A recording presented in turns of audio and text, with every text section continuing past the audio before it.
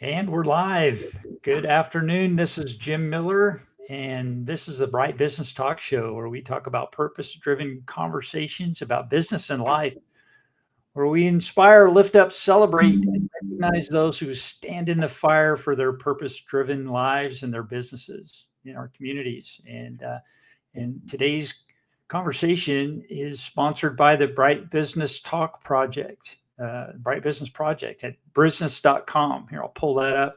Brisness.com. If you have any curiosity about what we're doing, if you're a business owner or an expert looking for ways to expand your business or gain access to incredible resources, check us out.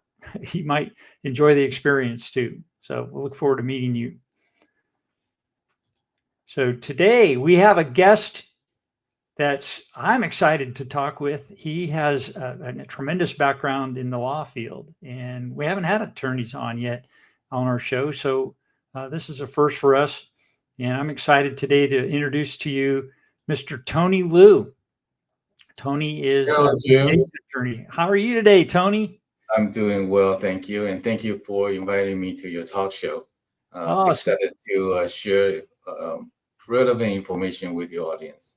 awesome. Yeah, I'm excited to have you on today. So how was your weekend? Oh, my weekend is full of events. I attended few networking events. It was fun, but and also very tiring. As you mature, right? So even working in a room seems like it's an exercise itself. So I ended up sleeping most of the time yesterday, so to recover.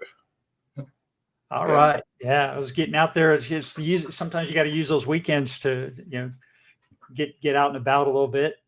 that's right. Holiday time coming here. It's exciting to get out and see everybody's got kind of an uplifted spirit. I'm finding, Yeah, and it's fun. literally because of holiday, right? And I apologize that I kind of cut you out a little bit there. I was kind of excited because for the holidays, every weekend is a party weekend, so to speak.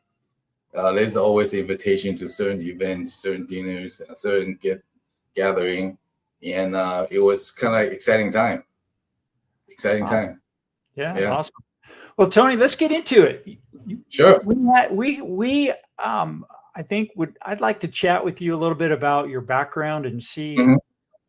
who is Tony Liu and what got you into being a litigation attorney? You've been doing that for a minute. What is it? Almost Yeah, 20 years now? yeah. 20 years. 20 is more than 20 years. Longer than I would like to know, but kind of lost count. I know it goes so fast, man. It goes so fast. So how did you get into doing that? What was your inspiration? Well, I wasn't the one that growing up I want to be an attorney, right? In fact, during the college, I dreamed about to be a real estate developer, like certain developer in New York, right? So you were Hesitate to in New go. York City? Well, okay, so I mean, nothing to be political about, but I was inspired to be another Donald Trump when got into this real estate development, making all these deals, and all that, right? Yeah, sometimes I Okay. kind of hesitate to mention that name, but for the purpose, have a great discussion, and not being political about it. But during the college, he was somebody I want to be, where get into these commercial transactions or developments. Uh, that's kind of like things I inspired to do. Sure. Yeah. Uh, I read his book, Art of the Deal. Uh, yeah, yeah, good book. And yeah, then I read some work that his attorneys had done, his for negotiating. And yeah. wow, I tell you what, those guys are serious. Yeah, so that's a work that was inspiring to do. So after graduation, I was looking into a position as a real estate analyst, right, for one investment firm. And later, I found out those positions you require master degrees in real estate finance, okay, Right. or regular finance degree in masters. So as I was exploring going to graduate school, my wife I was married at the time, so my wife's kind of like, "Do you want to have another 2 years of real estate? Why don't you do something else?" So I ended up choosing law school. So that's a story. So what? I mean, that's like way off the beaten path. On go from real estate to law. I don't know. Maybe it's not such a big jump. Well, because I think my wife make that recommendation just because she prefers to have more stable internal income, and in real estate, whether or not most likely you're going to be an entrepreneur of your in that pursuit. And as entrepreneurs, we take risk. There's certain risks that we have to take. Sure. And just for younger graduate like us, it's really hard. So, how long had you been married at this point? Did you have any kids? Oh, I have 2 kids. Yeah. When you made that decision, were they in the picture yet? No. What do you mean? You want me to send you a picture, or what picture are you talking about? I'm sorry. Were they around? I mean, that. No, not yet at that time. Yeah, I had my first. My daughter was the firstborn, and that was during the law school. So your wife was taking ahead a little bit. Yeah. So, well, frankly, I wasn't thinking correctly in to get married at a younger time. Right? I should have waited and have a job first, finish school, have a job first before get married. But hey, you found a good one, so he's like, I got to grab this one while the getting's good, right? Yeah. Well, it sounds like you made the right decision. Oh, I have. Yeah. That's awesome. So you've got you decided to go from real estate into law. You picked like one of the most difficult. I'm not a lawyer, and I'm certainly not my bailiwick, but my perception is that doing prosecutorial work, trial work, is probably one of the most difficult things to do in law. Yeah, there's a lot of mystery involved in trial work, at least for me, right? And growing up my culture seems to associate being a lawyer, you need to go to court a lot to do a trial work. So that's kind of how I see myself as a trial attorney at that time. And of course, after I get into the field, that's not necessarily true.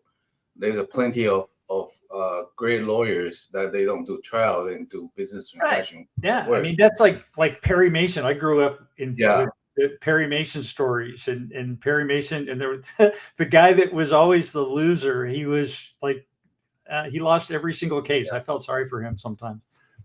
So based on your influence, I'm really into the trial work, and kind of like in the beginning, when I see the importance of trial work, I started to go out and acquire the skills and the experience. And the reason I think is the importance is that whether or not we seek the settlement, I mean, it doesn't matter what kind of dispute that we have, we need to find a solution, right? Or resolution. Right. And the resolution can be either through settlement, through arbitration, or it's through trial. And each particular stage, they all share similar methodology. Is you need to have some sort of supporting evidence to back up your claim, right? So through the trial work and the experience, I was able to handle these 3 type of resolutions. So it doesn't matter.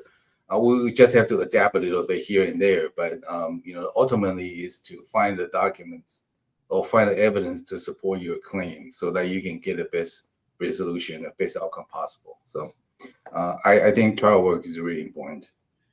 What kind of personality is the best when you're looking for a trial lawyer? You want somebody who's really technical, or do you want somebody who's like big on relationship building, or what do you want? Well, for me, I'm looking for, if I'm hiring a trial lawyers, I'm looking for somebody who is creative, who is nice and cordial, trustworthy. The image that we see on TV probably not the reality, because if you're not sincere, trustworthy, nice, and if you get in front of the jury, they will hate you, basically. Mhm. So whatever you say, whatever the position you want to advocate for your client, is pretty much 1 year in, 1 year out. So personality of attorney is really important before the jury. You got to be authentic, and you need to be honest, and be trustworthy. That's Yeah, it very makes important. total sense. My daughter's a nurse. She's a critical care ICU nurse, and she hates watching those medical shows on Yeah. TV because she's like, this is not the way this happens. Oh You yeah. Oh, know? And so I yeah. mean, frustrated Yeah, with those. it's totally different, because generally, sometimes if clients say, "Hey, I want to go see in a hearing," and I always have to advise them, "It's your right to say in a hearing, but you just have to know it's not what you see on TV." Mhm. Many Right. times it's very boring. Yeah. Well, that's probably a good thing. It's Yeah. like, what is in your work? How much of the work is done preemptively versus in trial? I'm thinking when you get to trial, like it's like a dire straits almost.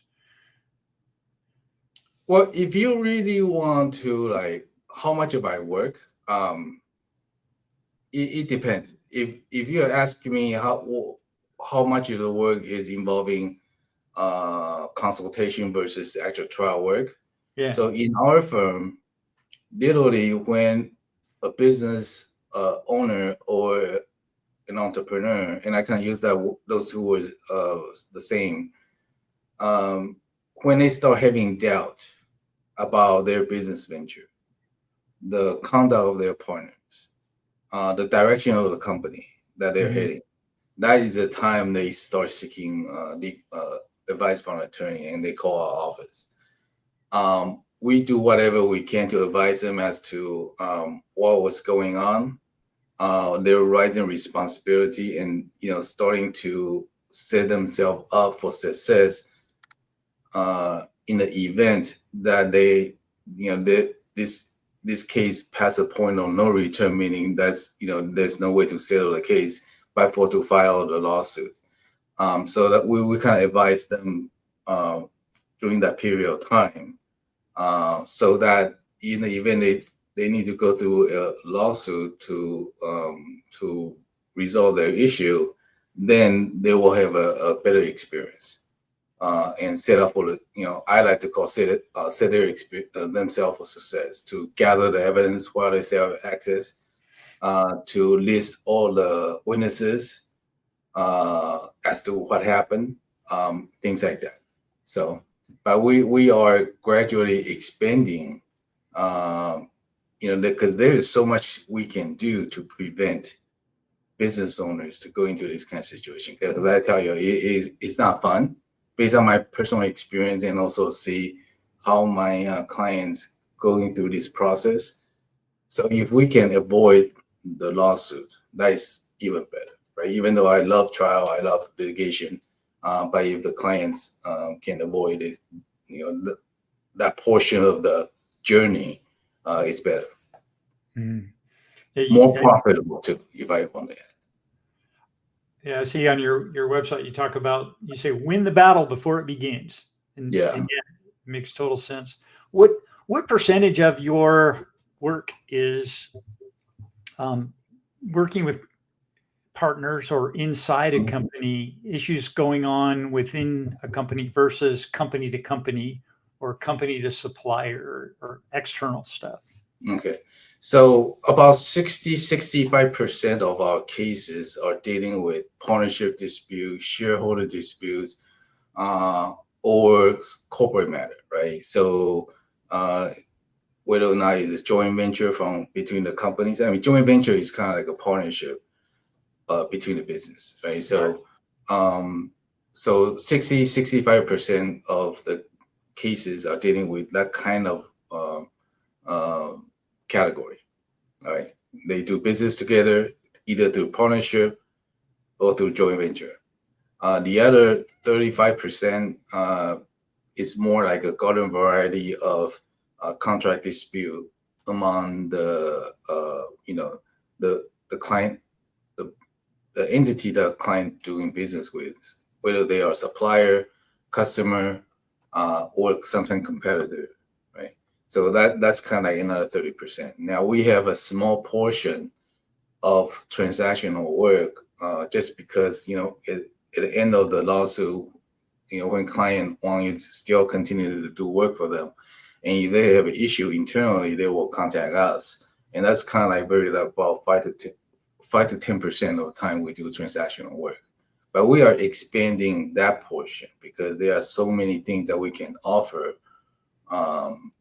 especially for business owners, to not to get into the sticky situation or ugly situation between their partnership. So that's an area we are expanding. Yeah, my focus is really helping business owners either break free from the dishonest business relationship, and before they need to break free from that, there's a lot of things they can do not to even get into that kind of relationship in the first place. So that's kind of where we are heading for next year or so. Okay. What that's interesting. What do you see from the where do you like to get involved with a company? Because I've got some friends who are dealing with a business they've had for over 10 years. Mm-hmm. And they're a partnership, quote unquote, but they don't have any kind of partnership agreement in place. Nothing written. It's all verbal. And I always thought that was kind of risky. Well, yeah, I don't know where to start if you're doing business without any partnership agreement. Pretty much that is a governing documents or historical document, I would say, right? So the contract, in my perspective, is a historic document. So you agree on how you're going to do business together, who's going to do what, and what's the right and responsibility of each partner. And in the event that you guys not able to, the interest is not aligned, how are you guys going to split? Who's going to get what after that, right? So we kind of had to talk about, it's kind of like prenuptial agreement, for lack of better comparison. Yeah, that's a good analogy. It's the analogy is kind of like prenuptial agreement, where you spell out exactly what a relationship is, and together how you're going to handle each other's asset, and if you guys split it up, how you're going to divide that up, right? So you kind of have to talk before that, and most importantly, I think you also need to select the right partner. I mean, I have my way of vetting the person that you want to do business with, and I don't want to get into too much internal psychology, but you just need to find somebody that somebody's who has the same beliefs, value system, and your vision, right? The skill set can be different, but as long as they have the same value and the same vision, that is kind of most important in a partnership relationship. So what do you see for yourselves in terms of getting involved with companies? What's your ideal solution or situation? When should somebody come talk to you? Okay, so right now, so like I said before, right now people start talking to me when they start having doubt about their company, their business, and direction they're heading, right? But we can have that discussion even early on. And through my experience helping these business owners, and I realize that if they have a good planning about their asset, okay, about through estate planning, for example. And if they have a good planning about the exit strategy, like how they're gonna pass on their business legacy, either through family, through employees, or other third party. And if they select the right partners, if they can go through that, Mhm. the chances of them going through the litigation is just minimal, right? So if they, the process can start even earlier than when they start having the suspicion. Mhm. Yeah, through a good planning. Just through good planning. Okay, so I perceive, and I may be wrong, but I perceive that hiring somebody like you before I really need you Mhm. would be expensive. So my thought is, why do I need to hire somebody like you before I need you? But what Mhm. I'm hearing you say is it's important to have you as a resource Mhm. so that you don't get into trouble. Mhm. So what's your do you have anything to help small businesses that don't, the owner might perceive, oh, I don't need a lawyer, but hey, you could really help them. What are you doing for them to help them get So, to that level? so yeah. So that's always a question, Tony. We have this negative connotation or idea about attorney's fee and the You got a charge, how retainer, you it's got to charged pay and all money that. out, right? Yeah, but It's like an in our insurance firm, policy. yeah. So in our firm, we make sure that the client get values out of our service, right? So whatever that they pay us, if whatever client gets back is worth more than what they pay us, and I think that's a plus for us, and that's where kind of we try to accomplish each week. Can Each you give me week an we're gonna example? well, um, for example, okay, if I can save their relationship with their kids, and you might ask, what does that have to do with the partnership dispute? Well, nobody has a legal issue. I was once told, and I really believe it. Nobody has a legal issue. They have personal issue, but it was emphasized or caused by this legal issue. So, just for example, my personal experience, right? My dad, you know, my dad was a real good person, and because he's not making enough to as his work as a teacher, so he tried to invest in the company, go into a business with somebody else, just so that we can the kids has better life, right? Um, so well, long story short, he ended up getting involved in a partnership that he never should have gotten to, right? Mhm. Um, I remember about when I was in high school, I was passing my parents' bedroom, and I kind of overheard that how my dad had to explain to my mom that he invested about $50,000 into a retail bookstore. Ended up he has absolutely no interest in a business, right? And how he has to explain to us that he asked us to help the business out so that for the entire summer so we can have grand so they can have a grand opening, right? So we all his kids are kind of pitching, including me. We pitch in during the summer and just to get the store ready.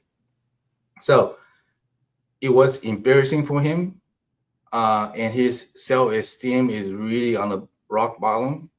And not mention about the already limited financial resources that he had. I mean, he did not get this money to invest through his parents, right? It's not a passing down type of thing. He earned it, he saved it, and then he invested, but unfortunately, it's all gone. Mhm. So if I can solve that, right? And you can ask if whatever that you pay me is worth it to save um, the relationship with your kids.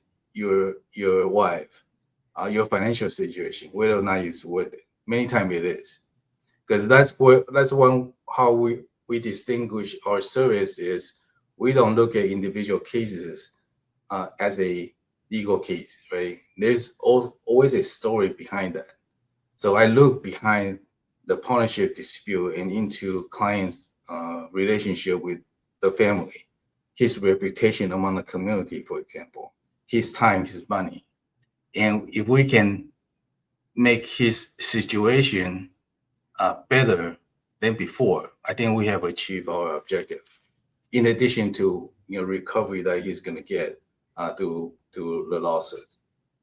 So that's kind of example I can give is that's how we increase the value for our clients. Because I can tell you many times, if you pay certain, if you pay for an expert so that you can regain your control of the company that you work so hard for, that your family is relying on, that's absolutely worth it. The money that they pay us. Yeah, that's like priceless. Keeping those relationships together. Those are long-term things that have really big sways one way or another. If somebody decides in your family to leave the flock for a long period of time, it hurts. Yeah, and it's really like growing up, seeing my parents going through that process, and it's just not easy for them, right? They're embarrassed. They lost the confidence of themselves. Engaging in business. Not to say that my dad lost all the money that he's supposed to that he saved so hard for it, right? So and it just I mean, I grew up in Asian culture. This kind of thing, everybody kind of suppress inside of their emotion. They just suppress their emotion. My dad didn't talk about it, but I knew that is not easy for him, right? And so he was trying to avoid the discussion many times, and I try to express my opinion as well, because as a young kid, because I don't want to aggravate his I don't want to trigger him any further. So it was not it's not an easy time to growing up in that kind of situation as a kid. No, imagine not. It's kind of stressful, but it sounds like it was a pivotal experience for you. Yeah, it's kind of funny thing is that I didn't make this connection that I'm doing what I do now is kind of related to that. I didn't make that connection until 2021, because I always kind of wonder why I'm so into this kind of work, right? So to give you a background, when I graduated from law school, I started out going to a bankruptcy firm, and I worked for a bankruptcy judge for a couple of years, and went to a boutique firm before I had a chance to work in a DA's office. So when I start on my own, like most of younger attorneys, I like accept the cases, whatever that came in the door, right? So I took on the estate planning, I took on the personal injury cases, business cases, criminal cases, for example. But as I matured, it appears to be like most of the cases that I attract are business related, particularly the partnership cases, right? So I was wondering about why I'm so into this. So finally, in 2021, I was in Tennessee attending a conference, and I was asking myself before the conference started, and I suddenly made that connection. I suddenly has this memory took back to the time my dad and my mom didn't do well in business. Always, always got into this lousy business relationship. Not only they lose the money, but also got cheated on. got sometimes even being bullied, right? Not underappreciated by the partners. Mhm. And I hope that those partners not listening to the podcast, but that's okay. I mean, it is what it is, right? So suddenly at that time, I made that connection, and since that day on, I finally are more focused in terms of the case selection. Um, I work a little bit longer because I know kind of like my mission. I wouldn't say that's kind of like my mission of life mission to help this individual out, but Mhm. I unknowingly become that person because growing up, I was like so hope I wished somebody kind of like can either get my parents out of that situation, or at least have somebody that they can talk to say, you know what, don't go into this kind of business with this individual because you end up gonna get screwed, right? And unknowingly, I became that person as attorney. And once I made that connection, the fact that I work long hours just doesn't seem to be uh, that bad, right? So because I know that I'm helping other families in this same similar situation Mhm. that I went through. So that's kind of like my motivation for right now to help this business out, and my motivation to expand my practice into more on. I mean, we're still gonna be like predominantly a litigation firm, but because we can start planning ahead of time so that they don't even go through they don't even need to go through this litigation process, right? Through good planning in on their estate, on their business, their exit strategy, and if they want to go into a business, vetting the partners, and vetting the opportunities, those kind of area that will be offering in the future, so that client can start at a very early stage and doesn't have to be in the litigation. So that's That kind of where we're heading right now. okay. That's great.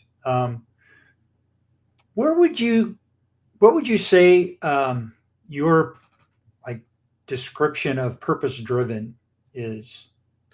We talk about purpose driven business and lives on this show, and I'm just curious to see what your kind of perspective is on that term as an attorney.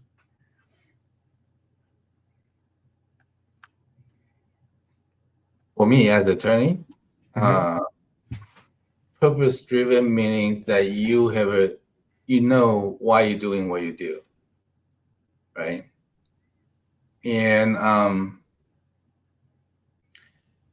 I am very grateful that I made that connection and realized my purpose in 2021. I'm not just a business attorney that love trial work, right? And I am through my work, through as a trial attorney or litigation attorney, I help businesses that in a similar situation, uh, and help them not to get into the sticky bad partnership that cause the heartache in their family. Number one. Number two, if they are already in it, how can they break free from that? Mm. Right. So it's kind of two stages. So because now I know my purpose, um, I am a little bit, not a little bit, actually a lot. I'm very clear now as to what kind of cases I'm taking. If there is a cause for it, for the case, right? And the cause I'm looking for is, am I helping out this family through my talent as an attorney? If I can do that, then I will take the case. So in other words, every case there must be if a real person, the situation must be real. They must file the lawsuit in the right with the right purpose. Okay, so that's kind of a lot of factor that we can look into. So right now we are very focused because now I know my purpose, in everything that we do right now as a firm. I think last year we compiled this 7 core value for Focus Law, and it's all based on that, right? We're gonna move family. We're gonna commit to these families to be in a better place, right? We need to be honest with them. We need to be focused. We need to be tough when the situation is not going our way. We need to be flexible, adapting to challenges, and we earn the client's trust every single day. And just do the work every single day. The reason they hire us for. So, because I know that purpose, whether or not how we take the case, how the employees of this firm must perform, how we hire, how we litigate is all in line with that purpose. So if you ask me purpose-driven work, I think that's my example of that. How about for you personally? In what way? Well, I see that this is an interesting thing for me because it's a lot of people perceive purpose-driven as maybe a nonprofit or a company that has an altruistic focus. That profit isn't always the first priority, and they maybe think that or perceive, as I have, that when a dispute happens or somebody has a disagreement, that people have enough wherewithal and humility and the right emotional investment to let things slide or to not be so firm or hard on your particular point of view, and kind of deflate the conflicts that happen. Yeah. But that's not always the case, right? I mean, you may, I don't know, do you come up with that kind of thing where like you work with nonprofits where there's real disputes? Well, yeah, they do have a dispute of their kind, right? Every entity, they all have their own issues, right? But when I handle these cases, if you ask me, how about you, me personally? Yeah. When I handle these cases for the client, many times I am freeing my younger self in their situation. Okay. So that their kids will not go into that. So you have that empathy element. Yeah. So if the business that they invest in didn't go their way, sometimes it triggers me because I saw my dad in this person, that what my dad had to go through in him, right? So that's kind of more on a personal level of why I'm doing what I do, and of course, sometimes I need to draw a healthy boundary, but many times I take this type of work a bit more personal than most attorneys. Yeah, it seems like you've got a real human side about you that I like. So it's Thanks. cool. So let me bring up your website. Let's chat about that for a second. Sure. So Focus Law, and let me pull up. There's the Focus Law website and the phone number. And you are all about winning battles before they begin. So we talked a little bit about some of that. Okay. But you're working with, forgive me, is that, what language is that? Oh, it's the Mandarin. Mandarin. Okay. Yeah. So Chinese. And so you're, do you do work with companies in China, or they're all US based, or how do you international work too? I would say companies based in US or companies in overseas that they have business in US, right? So they must have some relationship here.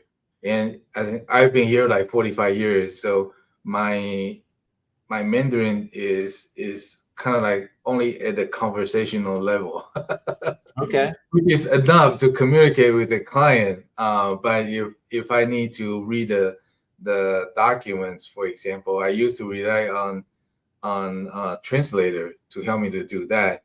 Now we kind of like utilize AI to for that portion of work, and they still have a lot of work to do, but it's good enough to know exactly what the document is saying. So Excellent. So I'm seeing here that you have, you're focused on smaller companies. yeah, Do our firms focus on smaller businesses? We can tailor our approach to each client's unique needs instead of broadly serving the complex interest of a single entity. So I'm thinking that you're working with several smaller firms instead of one big one, yeah, and that you're dedicated to success in California. And that you've got flexible, cost-effective legal solutions ideal for small and medium-sized businesses. yes. So can you explain that a little more? Expand on it? Well, obviously we are a California firm, and my associate and I will license a California attorney. In the event that we have to go outside of California and requires attorneys being licensed in other states, we have a network of attorneys, and we can ask them to act as our local counsel as required, right? But generally speaking, we do predominantly in California. If a company is doing different states, we will also associate, just being in compliance with the rules, we'll associate with the local counsel in that state. And both of us, we will engage in the representation. Now, if it's pure consultation, where license is not required, obviously there's no restriction as to where we can do or provide our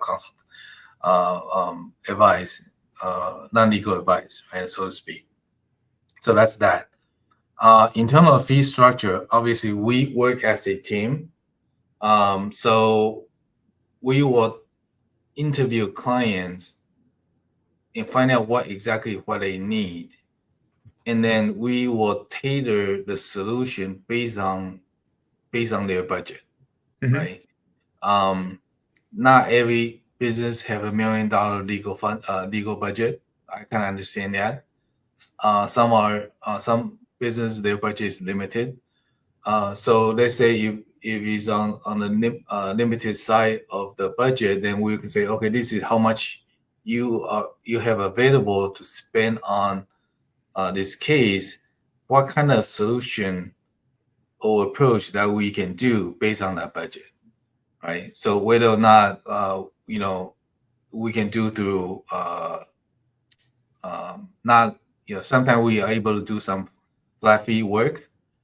Sometimes we can do hybrid fee structure. So it depends on the need of the client. You mentioned a budget. Do you have like a recommended percentage of budget that a business should be allocating in an ideal situation?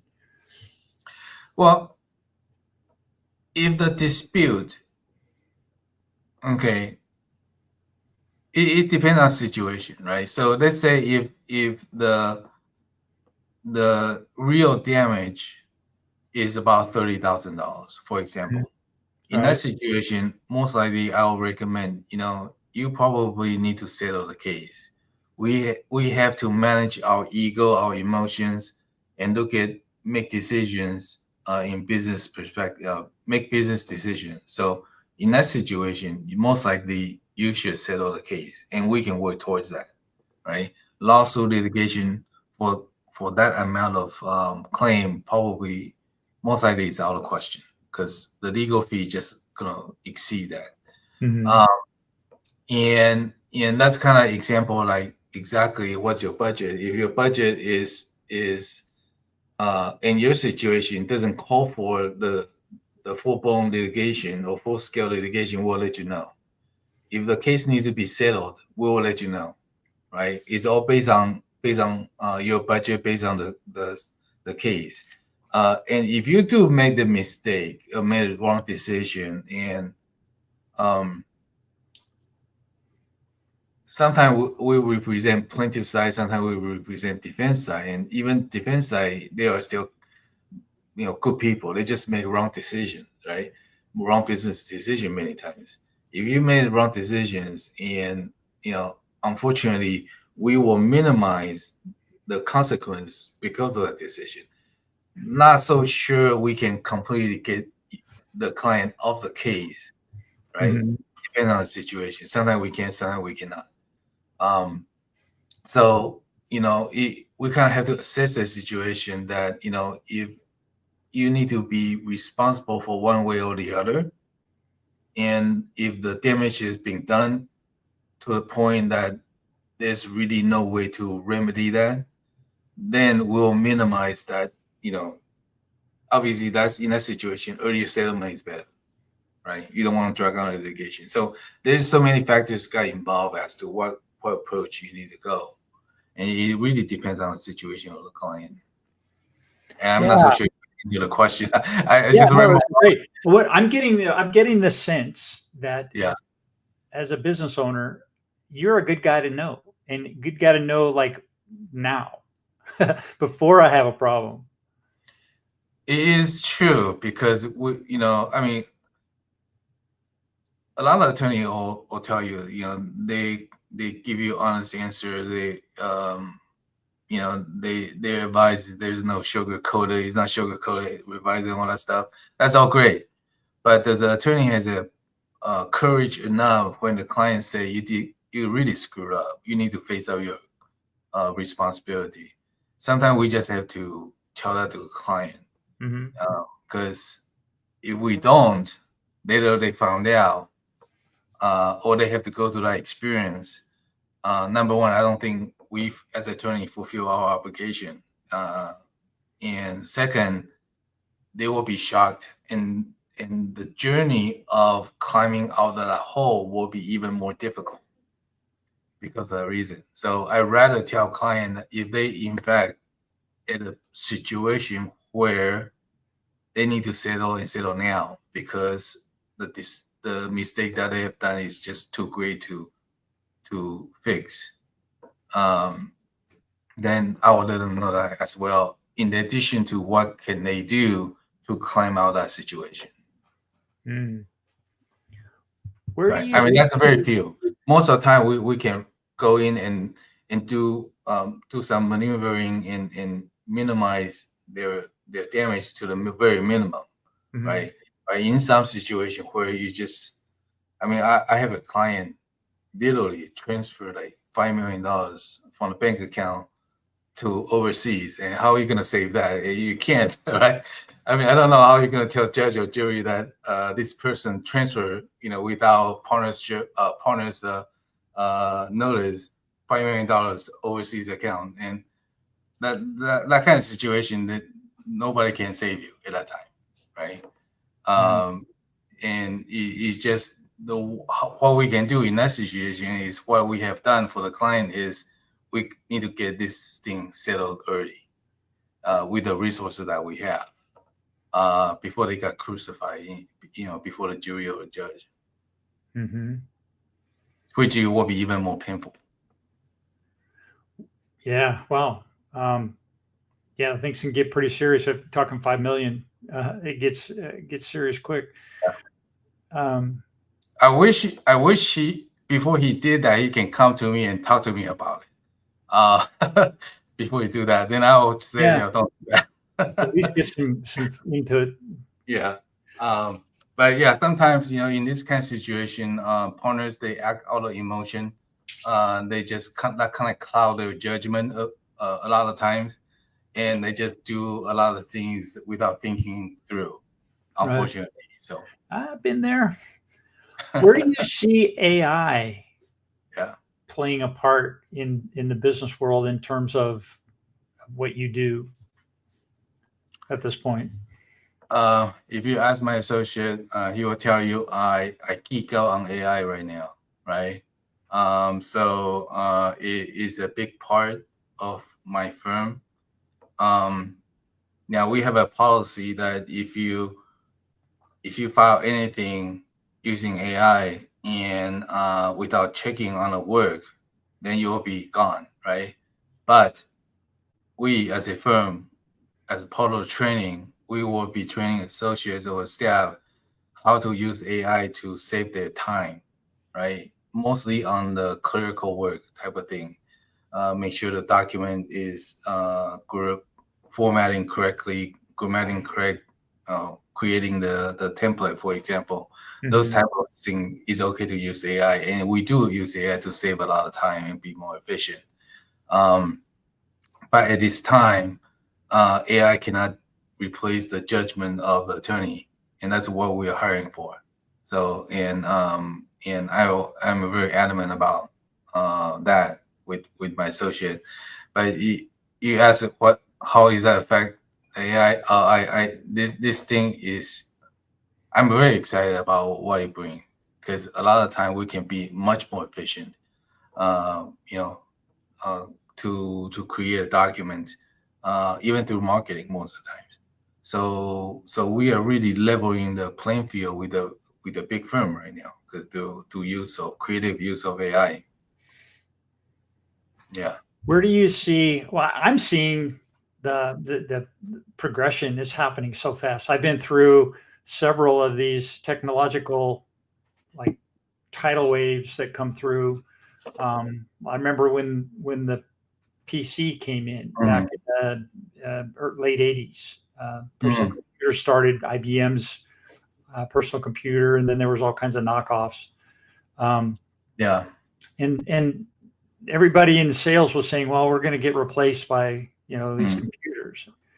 And that never happened. And then the internet came along and everybody's saying, oh, this is going to replace everybody. We're not going to be needed anymore. And some of that's true.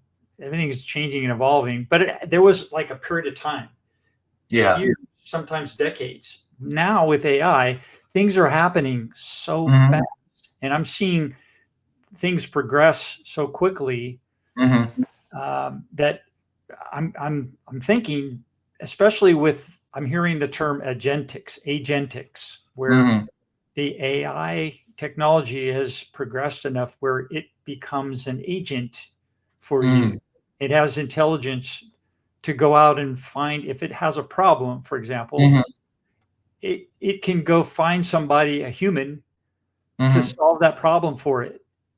And it can negotiate things, and it can like sit in as an avatar in a Zoom call for you and be you, or represent your company in some cases. And that's happening right now. And I'm curious to see from a legal standpoint, where is that going? It's like this seems like it could be really crazy. Well, right now, all the legal support, right, research platform, document, technology relating to law practice, they all utilizing AI, mostly on the generating notes, generating records, doing the big one is doing the research, right? Traditional research, we subscribe to this database, and then we enter some key terms in it, and we may or may not get into the right cases and right statute.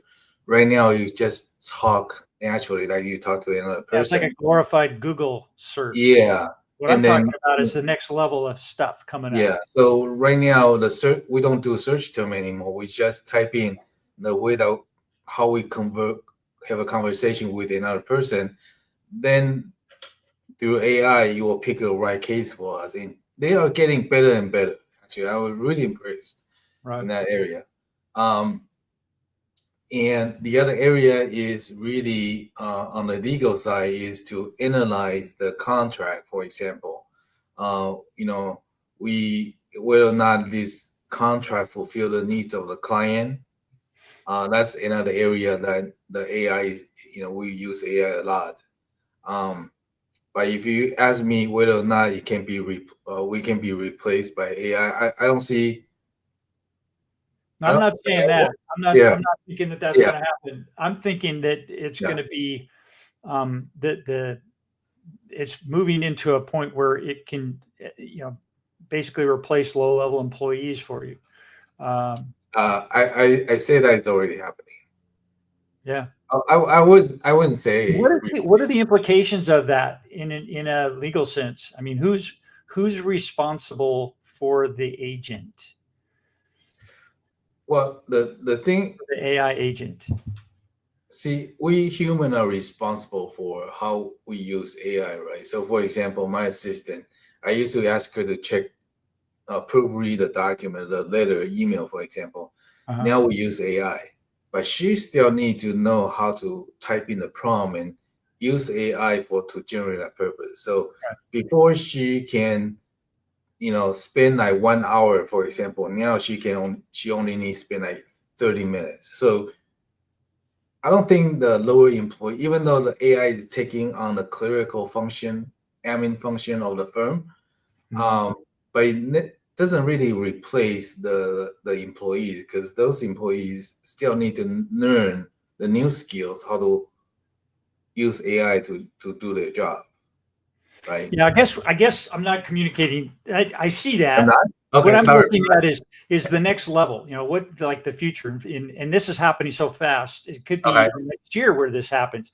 And I guess an analogy would be where you've got an autonomous vehicle that's driving around on its own with the technology, and it's got passengers in it that you've like an Uber car and that have been hired. Tesla's doing this. They just announced that they're going to be doing these Uber cars.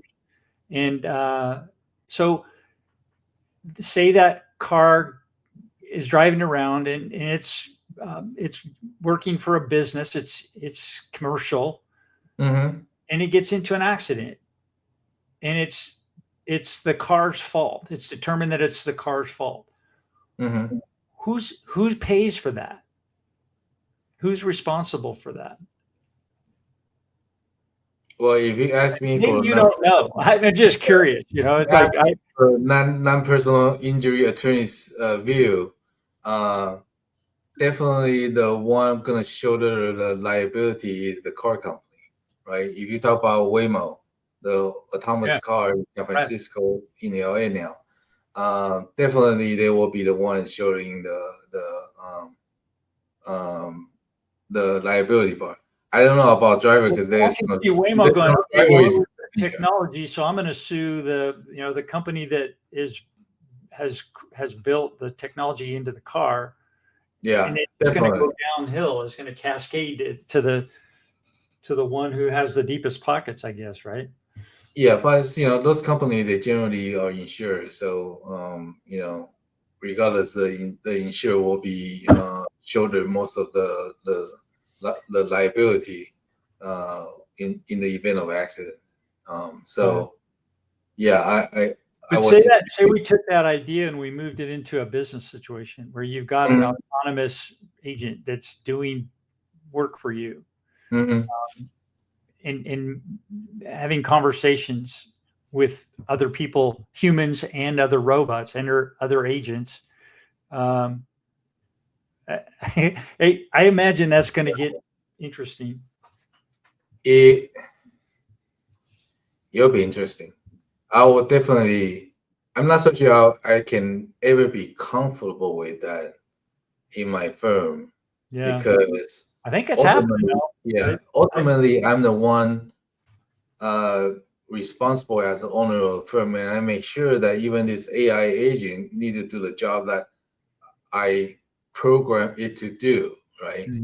So, so that I don't think we reached that point yet, but if it does, I will really make sure that you'll perform in according to my instruction and the way I want it. Yeah, I'm sure. Yeah.